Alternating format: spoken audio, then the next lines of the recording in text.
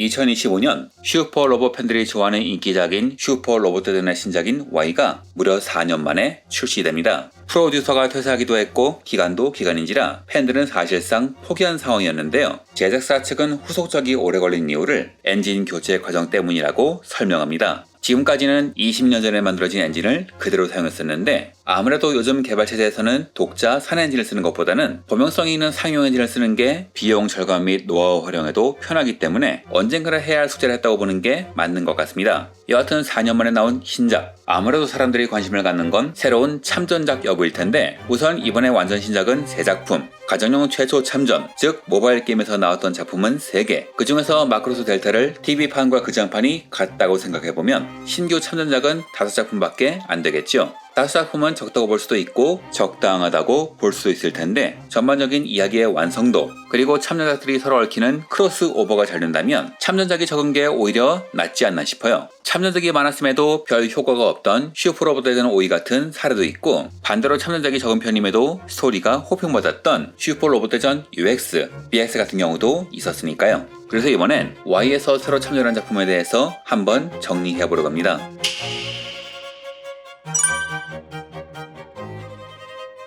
고등학교 1학년생인 아사나카 요모기가 어느 날 자신을 괴수술사라고 부르는 수수께끼의 남자인 가우마, 그리고 갑자기 나타난 괴수와 조우하게 됩니다. 이후 그는 거대 로봇인 다이나 제논에 탑승하게 되고 친구들과 함께 괴수에 맞서 싸우는 이야기죠. 전작인 4S 그리드맨이 특촬물을 애니메이션으로 만든 느낌이었다면 이쪽은 슈퍼로봇물의 성격이 더욱 강해졌으며 잘 만든 흥행작인 전작의 단점까지 극복하며 명작이란 평을 얻었습니다. 이번 작품은 여러 대의 메카에 각각 다른 파일럿이 탑승하는데 전작과는 달리 각 캐릭터에 대한 드라마가 훌륭하며 자칫 무거워지는 분위기를 훌륭한 메카닉 묘사와 전투 장면이 적절히 완화시켜주지요. 게다가 메시지까지 훌륭하게 담아내서 버릴 게 없는 작품인데요. 하지만 굳이 흠을 잡자면 전작을 보지 않았다면 진입장벽이 좀 높고 전작이 대중적이라면 이쪽은 마니아적 성격이 강하기 때문에 무작정 권하기엔 조심스러운 작품이기도 하죠. 개인적으로 인상 깊었던 건 다이너잉을 담당하는 미나미 유미였습니다. 기체를 사적으로 요용하는 것도 그렇고 조정할 때 웅크려 앉는 것도 그렇고 매력있는 캐릭터가 많은 이 작품에서 유난히 돋보이는 존재죠. 그래서 유메와 얽힌 크로스오버가 많이 등장하길 기대하는 팬들도 많을 것 같습니다. 저 개인적으로도 그렇고요. 정보량이 많은 데다가 전작을 모르 만드는 부분이 있어 접근성이 낮진 않지만 애니플렉스가 제공하는 작품이라 라프텔에서 시청도 가능하고 오랜만에 나온 제대로 된 슈퍼로봇물이기도 하니 로봇을 좋아하신다면 꼭 한번 보시길 바랍니다. 또한 이 작품에선 적으로 나오는 괴수 우생사상도 큰 인기를 얻었는데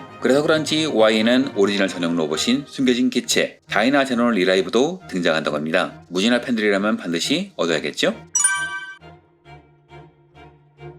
2030년 인류에게 닥친 미중의 위협에 맞서 여성 연구자 카미노 메이와 남성 기술자 아라카와 윤, 2명의 젊은 천재가 주변 사람들과 힘을 합쳐 싸우는 괴수물입니다. 고고학자가 남긴 수수께끼와 각국에 출현하는 괴수, 그리고 붉게 물들어가는 세계에 대한 진실을 파헤치면서 둘은 인류의 미래를 건 싸움을 벌이게 되는데요. 이 작품은 좋은 의미에서 일종의 고질라파는 에반게리온이라고 보는 게 좋을 듯 합니다. 생각, 고찰, 분석할 내용이 많죠. 하지만 시나리오가 깔끔하고 작품의 퀄리티 또한 높습니다. 기존 작품들이 괴수의 힘에만 집중했다면 최근에 이런 흐름을 깨는 작품들이 종종 나왔죠. 한 예로 히구치 신지 감독의 고질라는 본인의 주특기인 일본 관료제의 무능을 다루는 식이었죠. 이 작품도 마찬가지로 고질라라는 거대 위협, 그리고 여러 괴수들이 등장하긴 하지만 주된 이야기는 SF적 요소를 바탕으로 한 미스터리라 할 수 있습니다. 사실 이 작품의 참전은 제일 뜬금없었습니다. 제트 제규어가 참전하니 로봇이 나오는 건 맞는데 이게 슈퍼 로봇대전에 나오는 것은 유해라고나 할까요? 물론 이전에도 반다이 남코의 마케팅 방침에 따라서 로봇물이 아닌 것도 나왔으니 이 정도는 양호하지만요.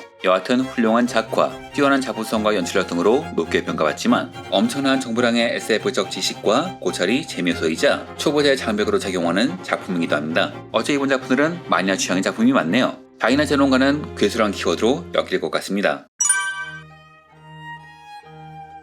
수많은 기업이 우주로 진출해 거대한 경제권을 넘어 국가와 같은 권력을 구축한 시대. 모빌슈즈 산업을 선도하는 베네리트 그룹이 운영하는 아스티카시아 고등 전문 학원에 수송에서 온 소녀 슬레타 머큐리가 편입해오면서 이야기는 시작됩니다. 기존의 건담이 전쟁을 통한 국가 및 사회 이념 그리고 반전을 노래했다면 이 작품은 기업, 학원 내 정치적 음모를 다루는 식으로 기존의 건담들과 성격이 다릅니다. 특이한 점은 시즌 1만 다뤘다는 점으로 이것 때문에 Y는 의혹에 시달리기도 했죠. 왜냐면 이 작품은 슈퍼 로봇 대전 35주년 기념 작품인데 정작 홈페이지 주소는 34로 시작한단 말이죠. 그래서 과거 제2차 슈퍼 로봇 대전 Z가 파괴편과 재세편으로 나뉘어서 발매되었던 전적이 있으니 Y를 발매한 후 그 다음에 이어지는 작품을 파는 게 아니냐는 의혹이 생긴 거죠. 그 근거 중 하나로 꼽혔던 것이 시즌 1만 출연하는 수성의 마녀였습니다. 하지만 제작진은 Y는 하나로 완결되는 작품이며 이후 스토리는 다음 작품에서 다룰 여지가 있다고 밝혔죠. 그럼 왜 시즌 1만이 나오는지 의문이 들 텐데 제 생각엔 시즌2의 스토리 구조상 작품에 녹여내기가 어려웠을 것 같아요. 그러니 하고 물러서 버리는 듀얼 그리고 에어리얼 개량형이 등장하는 정도가 딱이라는 거죠. 단 일부 건너팬들은 전작인 철월의 오펀스를 건너뛰었다는 것을 아쉬워하기도 합니다.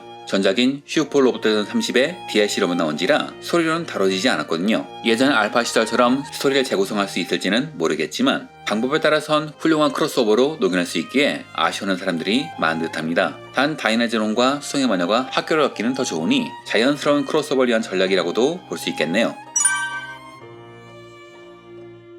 서기 2067년 사람을 흉포하게 만드는 기이한 질병인 바르 증후군이 창궐하는 세상을 다룬 작품으로 이 바르를 진압할 수 있는 유일한 방법은 전술 음악 유닛 왈큐레의 노래뿐입니다. 이 작품은 왈큐레가 되길 원하는 소녀인 프레이아 비온이 왈큐레가 되기 위해서 고향을 떠나면서 벌어지는 이야기입니다. 주인공인 하야테가 있음에도 이렇게 소개하는 이유는 이 작품이 아이돌물로서는 훌륭한 완성도를 보이지만 정작 마크로스라는 로봇물로서는 애매한 평가를 받았기 때문이에요. 마크로스의 가장 큰 특징인 미사일 연출, 이타노 서커스도 안 보이고 전작인 마크로스 F 이상으로 전쟁에 관한 비중이 적습니다. 저는 이렇게 된 이유를 비즈니스 문제라고 보는데요. 사실 마크로스는 시리즈가 거듭될수록 음악의 비중이 커진 작품입니다. 첫 작품은 완구 매출이 압도적이긴 했지만 수많은 명곡들로 인기를 끌었고 세븐의 경우에는 음악 매출이 완구 매출을 넘어가기 시작하더니 프론티어의 경우에는 모든 앨범과 싱글이 오리콘 주간 차트 3연에 들었고 총 음반 매출이 일본 내에서만 90만 장 이상일 정도로 엄청난 성과를 거뒀습니다. 이러니 델타가 아이돌물이 된 건 당연한 결과가 아닐까요?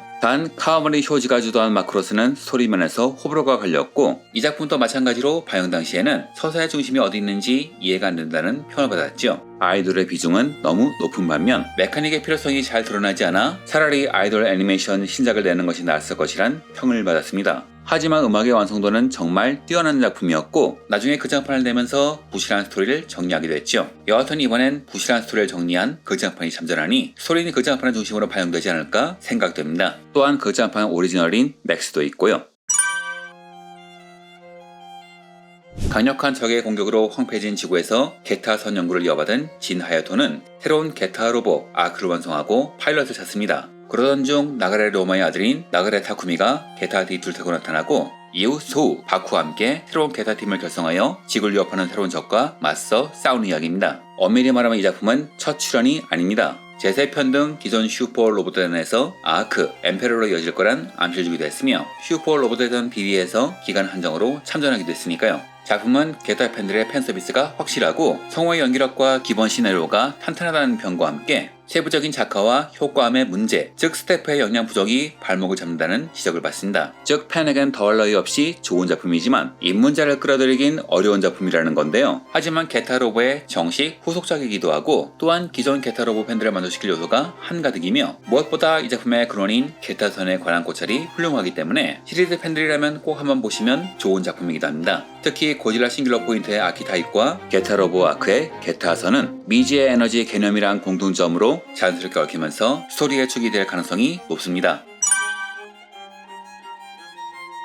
정리하자면 이번 슈퍼 로봇대전 Y의 참전작들은 차세대, 마니아, 그리고 비즈니스란 세 가지 키워드로 요약할 수 있습니다. 수성의 마녀 시즌2나 기동사 건담 시드 프리덤이 이번에 참전하지 않은 것은 다음 작품에서 다룰 것이라는 제작진의 메시지로 해석할 수도 있겠죠. 실은 이런 작품이 처음이 아닙니다. MX의 전작은 임팩트 NC로 전에 나온 작품들의 이야기를 이어받는 단독 신작이 예전에도 제법 있었죠. 즉 다음 작품은 독립된 작품이 돼 Y의 이야기를 이어나갈지도 모르겠네요. 그 다음은 마니아. 슈퍼 로봇대전의 장르는 턴제 시뮬레이션이죠. 그런데 사실 턴제 시뮬레이션은 대표적인 사양 장르입니다. 유저는 갈수록 줄어들고 판매량도 갈수록 떨어지고 있죠. 그래서 턴제 시뮬레이션 RPG의 대표적인 파이어 엠블렘조차 현재는 점점 장르를 바꾸는 상황인데요. 이런 장르 변경 시도는 슈퍼 로봇대전도 마찬가지였죠. 네오, 오이처럼 장래에 변화 주기도 했었고 VO에 나왔던 작품들처럼 난이도를 낮춰 초보자를 유혹하기도 했었죠. 하지만 결국 시뮬레이션의 한계는 벗어나지 못했고 그렇다면 기존 코어 팬들을 위해서 더욱 마니악해지는 게 좋다고 판단한 게 아닌가 싶어요. 게타 로보 아크, 고질라 싱귤러 포인트 모두 다 마니악한 작품, 슈퍼로보 코어 팬들의 감성을 자극하는 작품이죠. 다만 초보자를 아예 버렸다고는 할 수 없는데 마크로스 델타, 수성의 마녀의 경우 10대에서 20대 그리고 여성 팬들이 많다는 공통점을 갖고 있습니다. 슈퍼로봇대전 BX같이 마니악한 방향으로만 가면 위험하다고 본 거겠죠.